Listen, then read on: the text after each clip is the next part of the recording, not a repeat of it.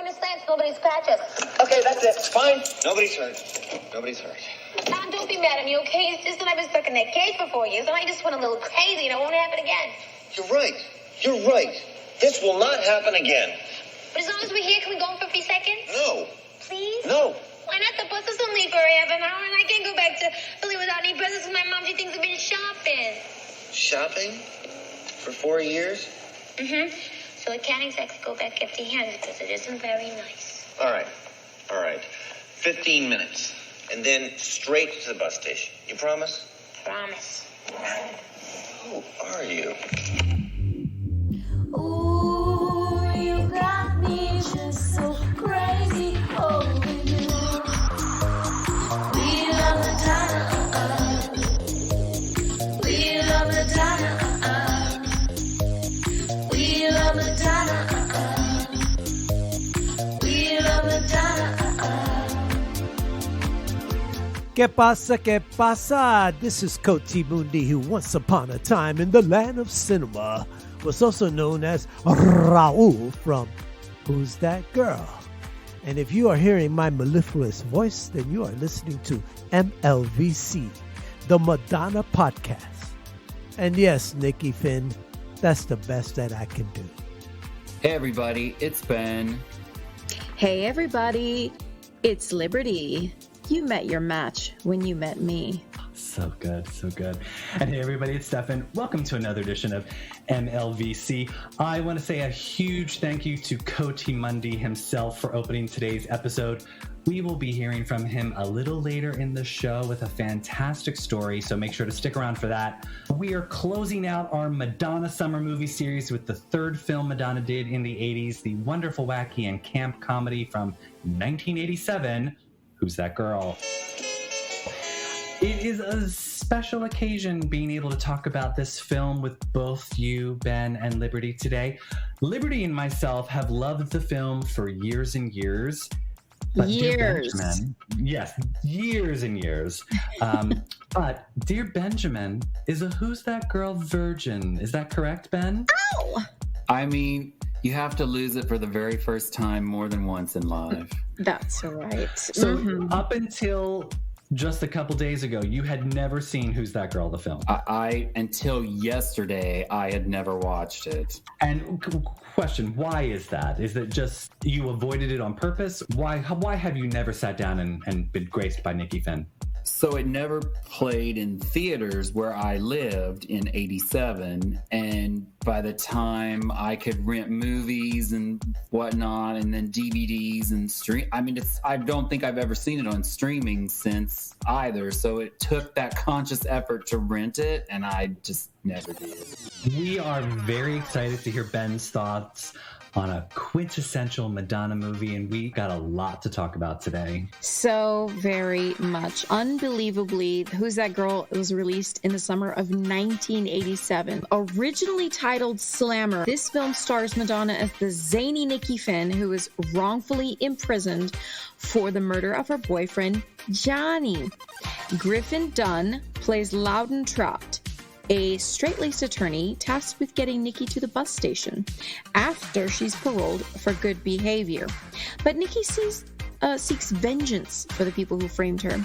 And obviously, things don't work out quite as Loudon has planned. This film has been directed by James Foley, who we recently had the luck and pleasure to have on the show.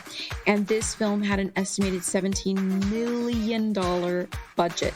But it only grossed $17 million worldwide. Side note, Madonna's world tour that shared the same name actually made more money than the movie did. Yeah, so let's get right to it. Ben, what are your first impressions from the movie? Oh my God. I have so many thoughts, and a lot of them are conflicting.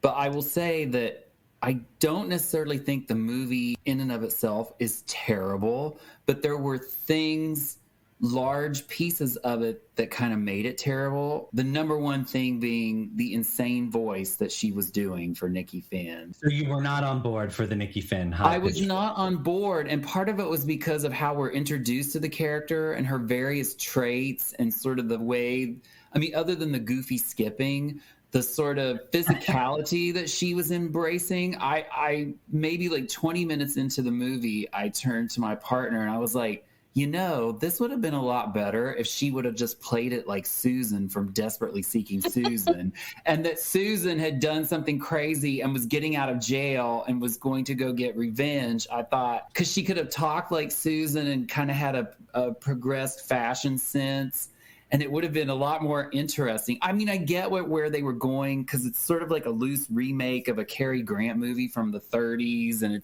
they're trying to be zany and broad. Parts of it worked and parts of it didn't, but the voice was so distracting, and I was like, that was a choice. Like I didn't get it, but once you got used to it, it stopped bothering you. And so I thought it was just like a goofy caper. It's very 80s. The fashion was fun. The music was fantastic. It was well shot. It's funny that it was clearly supposed to be in New York, but it was very clearly Los Angeles, because they didn't bother to like frame out certain things in the background and like the vegetation. I'm like, that's like East LA. Like what? I was like, there's no way that's like upstate or whatever. But I don't know. I thought it was madcap and the plot was goofy, but it all came together. So I don't know. Like my first impression was, I don't think it was as bad as legend has it, and I enjoyed it, I guess. I just think I would have enjoyed it a lot more if she had not done the kooky voice. It's been such a mainstay in my life. To me, everything just makes so much sense.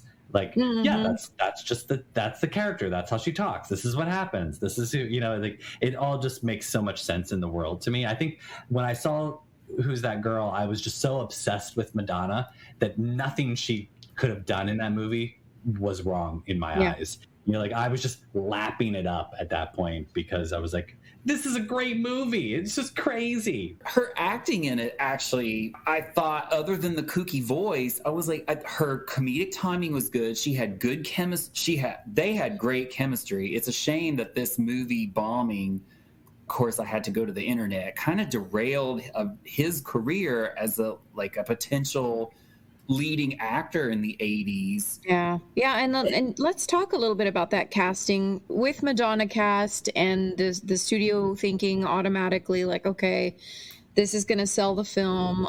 We just need her star power, and then they just choose Griffin Dunne. But it's a new role for her to be in a leading comedic role on a film. Well, so let's talk about 80s aesthetic. So I love this movie also for being another Madonna time capsule back to the 80s. And though it takes place in New York in the same way that Desperately Seeking Susan does, the two films couldn't be more different. From the music, the costumes, the styling, it's super 80s. It's almost like Trapper Keeper 80s. And that's what I sort of love, how the juxtaposition between Desperately Seeking Susan and Who's That Girl. They're both living in the 80s, but Desperately Seeking Susan is like East Village grungy 80s, and Who's That Girl is like Pointer Sisters, I'm so excited, like hot neon, like roller rink Trapper Keeper 80s. The aesthetic was very 80s, very 86, 87, like Upper East Side, Upper West Side, that sort of Trump vibe. Like the whole Worthington character and all that was sort of like the Trump vibe at the time.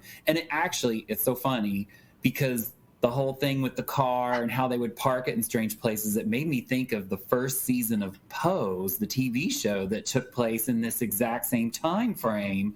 And I was like, oh, so Loudon would have been like driving down to the pier and And so it was interesting to your point that it would be Pose recreated it, but in like a heavy dramatic way. To do that as a comedy, it would almost become satire, especially because of her fashion and the omnipresent tutu. And so good. And the tights and the dancers' boot shoe things that she's wearing. Like she basically is wearing her like rehearsal shoes through the whole I love it. Every time they showed her feet, except for the scene where she's in the high heels and then she takes them off, she's basically in the same type of shoes she's wearing at the opening of Blonde Ambition. Those like little weird like dance booties. Oh my God, she's such a dancer. I love it. Let's talk about those tutus, because that is actually an exclusive design choice by the film's costume designer, Deborah Lynn Scott, who said she'd taken inspiration from some of those screwball comedies of the 60s with Rock Hudson. I loved those movies too, by the way. And the 80s, you know, it's also obvious in a lot of those scenes with Haviland Morris's character, Wendy Worthington, big shoulder pads, right? Very pointy shoulders, the hair, poofy perm, curl bangs with hot rolled waves and curls. And, you know, even, I mean, Madonna's hair too is a little bit like, whoa, that's, you know, even for the 80s, pretty poofy. And Nikki Finn as a character, that was a look. You know, it was such a specific look from head to toe. She was like, she stood out, and I think that was the point. They didn't want her to just be a regular somebody, you know. Right. She was this strange, almost like pink unicorn running through the film. Just a side note, speaking of Haviland Morris's Wendy Worthington character, we had reached out to try to get Haviland Morris on the show, and Haviland Morris's team said absolutely not. And I was crestfallen, because a dream of mine would be to talk to Wendy Worthington, but I digress. Yeah, she was so good in that role. She was so arch and funny, and like was in on the joke. That was fantastic. Yeah. The side characters are some, like, everyone is doing, to me, really great character work in that movie. Yes. Every single person is really committed to those characters. Like, say what you will about how like silly the story is, and it might have bombed as a movie, but like Madonna is so committed to that character. Apparently she was in character even when they weren't filming. Like, it was just constant in character. And Griffin Dunn, I think he's the only one in that movie who's sort of like the sane person. Everyone else, every single person in that movie is completely insane in a good way, but like, except for Griffin Dunn. And I think that's sort of where some of the comedy comes into play, where it's like, poor Loudon, he's just trying to get stuff done, and he can't, you know, like everything keeps, I mean, it's super funny. All right, get out of the car with your hands up. Well, officer, thank God you found us. See, my husband's having a heart attack. We've got to get him to the hospital. Is this the way? Let me see your license. I don't have a license. See, I was only driving because it was an emergency, and I mean, I just... Look at him! Help me. Oh, God, he's so young! Are you fine? I'm going to need some information. What's the patient's name? Loudon. Loudon what? Clear. Loudon Clear. Mrs. Clear, have you noticed anything wrong with your husband recently? Well, he hasn't exactly been balanced to you in the sack lately, if that's what you mean. Oh, God!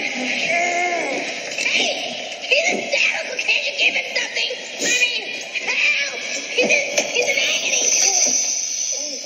Yeah, he's the point of view character for the movie that the audience goes along with. I mean, as much as Madonna was the star of the movie, his character is the point of view character and really carries you through to the end. Like, he's who you're rooting for at the end when she comes out on the balcony. Like, yeah, we all love Madonna, but honestly, I was rooting for Loudon. I'm like, yeah, dump Wendy and go with Nikki. Like, I was all into it. Like, I was sold. So, yeah, oh my gosh, yeah. Oh, ooh, fun side note. One of the bridesmaids was portrayed by Kimberly Brown, who goes on all through the late 80s, 90s, and aughts and plays crazy Sheila on Young and the Restless and Bold and the Beautiful. And when I saw her, I was like, oh my God, it's crazy Sheila. Yes. Wow, that's good eye. That's a good eye. Oh, that was wild. I was like, what? Wait. The Bridesmaids, I love the Bridesmaids. So if you like, funny. One of the things you have to do, Ben, is like, if you ever like want to roll on that movie again, start watching different things in the movie. So like, one of the things that's so much fun is like, in group scenes, don't watch Madonna, watch the bridesmaids behind them. Like, they were doing all sorts of zany stuff, and then the whole physical comedy of them being tied up. It was almost as if they were holding the ropes themselves. Yeah. Yes. Oh, and thinking of the bridesmaids, I meant to mention this earlier because, you know, I said my big jarring thing about the movie was the Nikki Finn voice. But frankly, Liberty, I want your take on this as a Southerner. Madonna's Southern accent, when she pretends to be his cousin, I was like, that's pretty good. This is Stefan's favorite part of the film. It's my favorite. I was like, she should have done that voice for the whole movie, and I would have bought it. She could have been like this naughty Southern girl, but she came to the big city to be an actress, and she got roped up with Johnny and Oh my God! I have said that so many times that if Madonna had done the Southern voice, it was so on point. It was so good. It was so believable. I'm like, where did Michigan learn how to talk like that? She can do it. She did it in on the Drum Roll Tour. Yeah. Oh, that's Dear true. Daddy. Yeah. Oh, Yeah. Daddy. Oh dear daddy. Yeah, no, she's really good at it. And for sure that should have been the character. That was actually one of the funniest scenes of the movie, wasn't it? Does that feel better, Buck? A lot of people take the EPC for granted, don't they? Not us. Loudon, this is my bed and kitchen shower. You're not supposed to be here. Why are you dressed like that? You can't go to the co-op interview dressed like that. Did you get the ring? How's it hanging? Wendy, my God. Well, you just look every bit the little thing Loudon described. Loudon? Who is this woman? Loudon, shame on you, honey. I thought you told Wendy. Well, I'm Loudon's cousin, Nikki Sue Trot. The Atlanta Trots with the 3 T's. Give us a kiss. Ooh. I just love that little thing you're wearing. Loudon's got the cutest little figure. What a cute, teeny tiny, almost non-existent little figure, I'll mingle. Present! Loudon, you didn't say anything about a cousin from Atlanta. Okay, so we obviously have to talk about the music for the movie.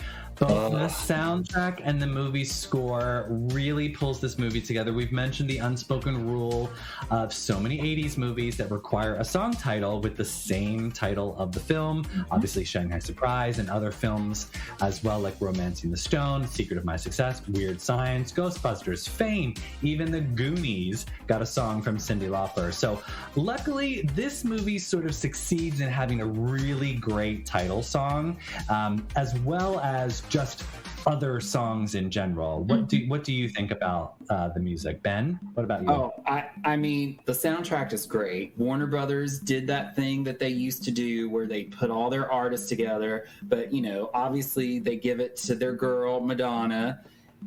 I thought it was interesting that because Steven did the music, the score, right? Yes. Yeah. But yet Pat still got 2 songs on the soundtrack. And for me, it was super interesting because they each did 2 songs, and you were starting to because on True Blue, like that record did a really good job of sort of blending the Pat Leonard and Stephen Bray sounds to be cohesive. And on this soundtrack, you really start to hear them sort of branching off and saying, oh, we're going to do these things. Like the synths are a little different. Steven's drums hit a little bit differently.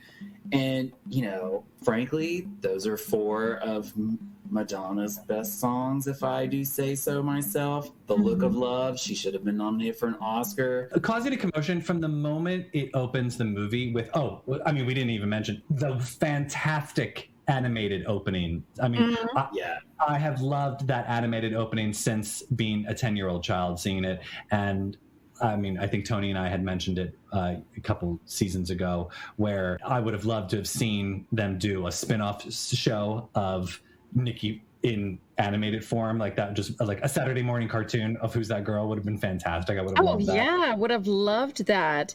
And, that little animated sequence was actually her brainchild. That was her work.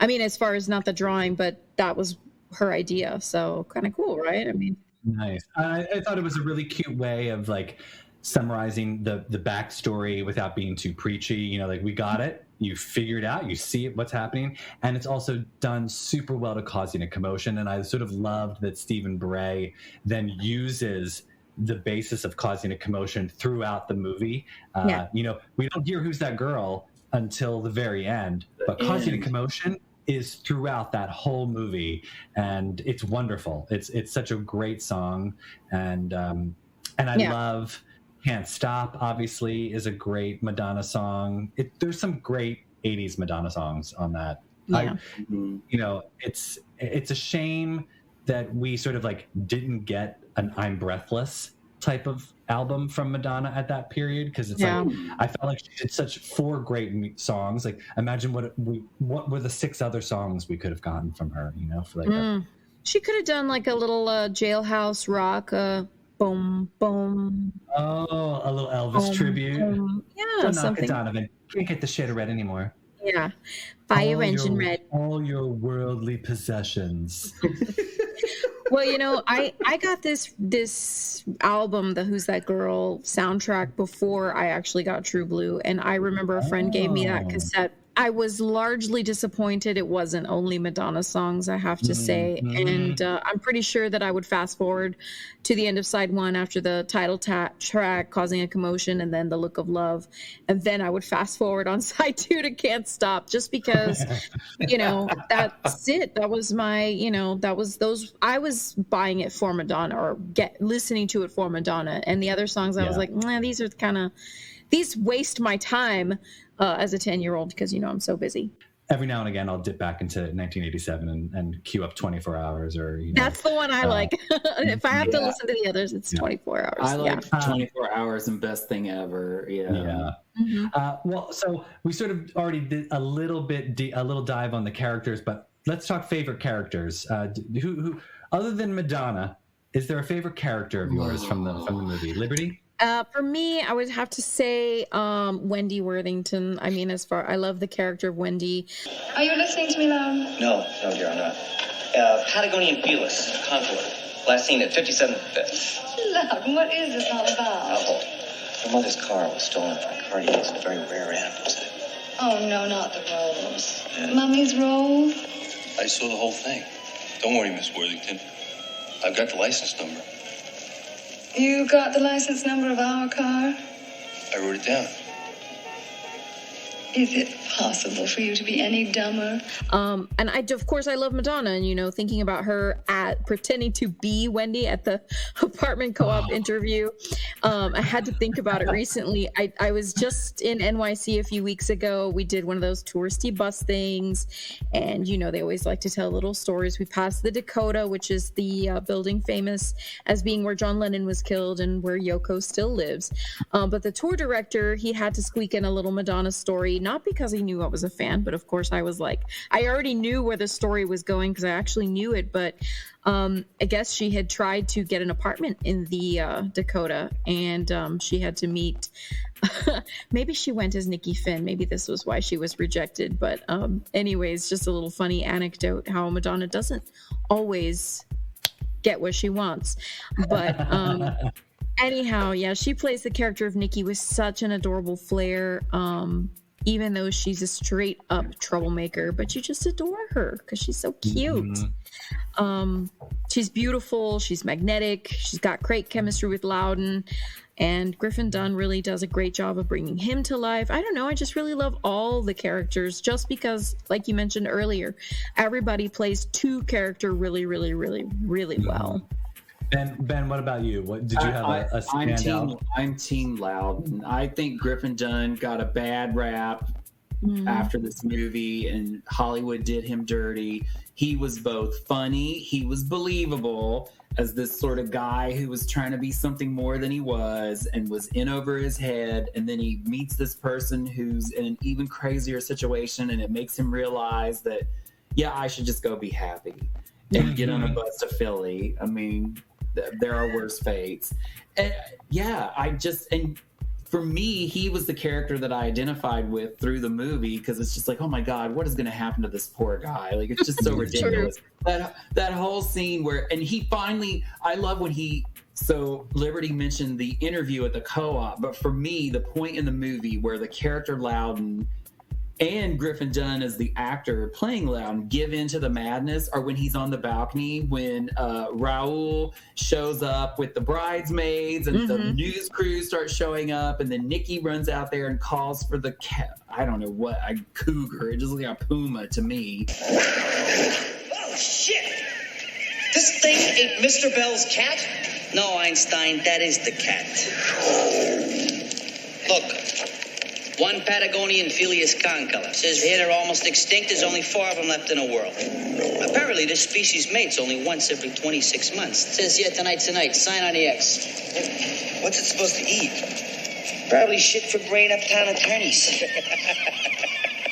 And that whole scene, and like Griffin Dunn / Loudon are just, oh yeah, this is life now. I'm going with it. And like, that, we start into the true third act of the film and the hilarious ending. So yeah, for me, I'm Team Loudon all the way. Yeah. I mean, I always had even though I'm allergic to cats, I had a soft spot for Murray. Oh, yes. Murray, I mean, he's a character in that movie, and God bless him. God bless Madonna for working around a tiger. I couldn't believe how much she was petting him. I was like, if I was the biggest star in the world, I would not be letting them set me next to this animal that just wants to eat us all. Like, I think one of my other favorite characters, besides Wendy Worthington, who I just love. I mean, forever Wendy Worthington stan. I think one of my other favorite characters has always been Raoul, obviously played by the great Coati Mundi. Raoul is such a fun, quirky little character, and I love that him and Wendy sort of like are fighting throughout the whole film and whatnot. Coati Mundi was gracious enough to share an exclusive behind-the-scenes story about his time on set with Madonna, and now you can hear that story right here. So if you want to hang out with Madonna Sciconde, you really have to be in shape. Case in point, the scene calls for Raoul, who has been chasing Nikki, to capture her in this mansion. So we are supposed to be out of breath. So we're getting ready to shoot the scene. Then Madonna stops all the action. She taps me on the shoulder. Actually, it felt more like a punch. I tell you, when this girl wants to get your attention, she sure knows how to get it. Anyway, she comes to me and says, I want to capture this winded look. I want it to look like we're grasping for our last breath of air. It was that dramatic. So then she challenges me. She challenges me to a push-up contest. I thought she was kidding, but she wasn't. So I says, okay, let's do this. We both hit the ground and we go at it seriously, like athletes, like those Energizer bunnies. We keep going and going and going on and on to the break of dawn. The cast and crew is cracking up. Different people are counting me and other people are counting her push-ups. I think the director, James Foley, I remember him rolling his eyes in different directions. Anyway, finally, the push-up contest ends. We are both out of breath. There's a victory celebration. And we shoot the scene. And it comes out wonderful. And in my mind, I'm thinking, is this what they call the method? I tell you, my arms are still sore from that day. Who's That Girl 35th anniversary? Wow, time flies fast. You have to appreciate every moment of life you are blessed to have, and I certainly appreciate my time with Who's That Girl. Great experience, and I treasure my moments with Madonna. What a gem. Madonna, I can't thank you enough for the gorgeous memories you gifted me. I wish you a happy day of birth fiesta. Now, breaking news. Raoul should be getting out of prison soon, so hopefully we can fire up this bad boy again and do a sequel. Fingers crossed. Meanwhile, Stefan, thank you so much for inviting me to be part of this shindig. I'm wishing you and all your listeners all the goodness that life can muster up. Paz y más y gracias. Coati Mundi signing off. Oh, by the way, who won the push-up contest? Well, you're going to have to wait for the 40th celebration of Who's That Girl. Hopefully, I'll be around to tell you the answer. Thank you, Coati Mundi, for giving us that story. It's so great to hear a fun behind-the-scenes tidbit like that. So, spoiler alert, for those who haven't seen the movie, at the end, as Ben mentioned, Nikki and Loudon are on the bus to Philadelphia in love, and they hatch a plan to open the Critter Crisis Center. After Coati Mundi just mentioned a sequel, we couldn't help but wonder, what might Nikki and Loudon be up to today? Because of that, I have decided to craft a little scene from the forthcoming sequel, Who's That Girl? Nikki's Revenge. Ben, you were going to play Loudon. Obviously, Liberty, you were going to play Nikki. I am going to be playing the parts, some other extraneous characters, the narrator, and we'll get to that. So, do we all have our scripts? Are we all ready? Ready. I'm ready. Still got the moves, baby, close to the edge. Thinking about the baddies, it's gonna be Nikki's Revenge. Interior night. We're in Loudon Trott's spacious New York City luxury apartment. Loudon is reading the latest Wall Street Journal issue on his iPad when there's a knock at the door. The food delivery is here already? Just a minute. Loudon walks over and opens the door. Nikki Finn is standing on the other side. Nikki? Hi, Loudon. Geez, you look tired. You getting enough sleep? Nikki walks past a stunned Loudon and into his apartment looking around. Wow, nice place you got here, Loudon. That law firm must really be paying you some big bucks. Nikki, what are you doing here? I've got good news and bad news. Which one do you want to hear first? Nikki, it's been like 30 years. How do you even get past the doorman to get up here? Your doorman, Kenny? Oh, Kenny and I go way back. He used to tow cars outside the nail salon I worked at. I'm surprised any salon would hire you. Painting nails is an art form, Loudon. Nikki, what are you doing here? Okay, fine. Bad news first. That greaseball Raoul is finally getting paroled. And? Loudon, he killed Johnny and framed me and almost killed the both of us. And then we helped catch him and get him arrested, and he served the past 30 years in prison. Yeah, but now I think he's coming after me to get his vengeance. Nikki, the man must be in his 70s. So, you don't think he's been working out at the prison gym getting ready? Oh, Nikki. The front door opens and in walks a woman. Loudon, who is this woman? Oh, dear. Hi, honey. You're home early. Honey? I don't believe we've met. I'm Fendi Farthington. Jeez, Loudon, I'm getting a serious case of deja vu here. Hi there, Fendi. I'm Nikki Finn. Loudon and I used to date. A long time ago. Decades, actually. Yeah, we helped clear my name and put some bad people away in the slammer for murdering an ex-boyfriend of mine, and then we opened up the cutest little place called Critter Crisis Center. You remember Critter Crisis Center, don't you, Loudon? The place where you abandoned me? Nikki, don't start. I didn't know I'd have such bad allergies to all that fur. Loudon certainly loves his Claritin. Miss Finn, is there something we can do for you? Oh, yeah. Here's the good news, Loudon. My old prison gals hooked me up with some information about old Raoul and know exactly where he's going to be dropped off when he gets released. And why is this good news? Because then you and I can go surprise him. I bet he's going to drop dead of a heart attack when he sees Murray. Murray? Yeah, you remember Murray, right? He's still alive? Who's Murray? Another boyfriend? My cat. A very large cat. I've been training him at home on how to attack. It's the perfect crime. We can't get tried for something a little cat does. Little? Loudon, just be sure to take some Claritin before this outing. You know your allergies flare up the most around cats. Dear, I won't be around any cats because I'm not going with Nikki. But Loudon, you owe me. I owe you? Leaving me high and dry at the Critter Crisis Center. I had to do everything myself for years. Loudon begins ushering Nikki towards the door. Nikki, I'd like to say this has been a nice reunion, but this just really isn't a good time. Loudon, please, I need your help. We need to finish what we started. Nikki, the only thing we need to finish is this ill-timed meeting. Say hello to Murray for me. Loudon pushes Nikki into the hallway and slams the door. Nikki's in the hallway and gets her cell phone out of her purse and dials a number. Beep, beep, beep, beep, ring, ring, ring, ring. Hey, it's me. Loudon's worse off than I thought. Nope. No tricks, I promise. We're going to have to resort to plan B. Meet me in an hour at your favorite place and we can talk in person. End of scene. Bum, bum, bum. Cliffhanger.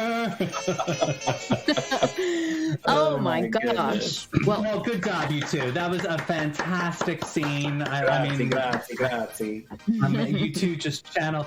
Nikki, I gotta say, Liberty, you really channeled Nikki Finn in that. She's like from everywhere, just like the real Nikki Finn. I did feel like we got a tour de France of Nikki Finn's accent. It was sort of going around, but I should have just done the Atlanta Nikki. Atlanta. That's what I was hoping you were going to do. Atlanta. Oh, well, everybody, that is our show for today. Thank you so much for joining us, guys. I really love talking about this film with you. Well, and remember, everyone, you can find us on Instagram and Twitter at MLVC Podcast. You can donate to the podcast on Venmo at MLVC Podcast, or consider becoming a subscriber. Help keep Who's That Girl? Nikki's Revenge in production.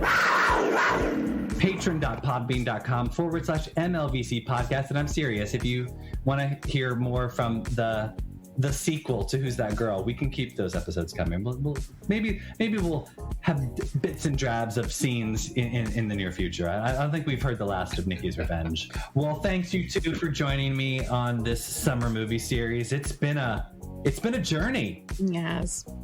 But it's been fun, and I'm glad that you two were here for Shanghai Surprise and Who's That Girl, and just wait till we get into the 90s. My goodness. Oh, the treasure chest of movies we have left to think. Yes. Just think of the reenactments. Oh my gosh. Oh my goodness. We're gonna need a little rating issue on our podcast there. The body of evidence episode is going to be a hoot. Exactly. Well, her bosoms are going to pop out, and who hasn't seen them at that point? So we are going to close our show today with a little something special from Bobby Blue Music. Enjoy his rendition of Who's That Girl? When you see her, say a prayer and kiss your heart goodbye. She's trouble, in a word, get closer to the fire. Run faster, her laughter punch you up inside. You're spinning round and round, you can't get up, you try, but you can't. ¿Quién es esa niña? Señorita más fina. ¿Quién es esa niña? Señorita más fina. You try to avoid her, fate is in your hands. She's smiling, an invitation to the dance.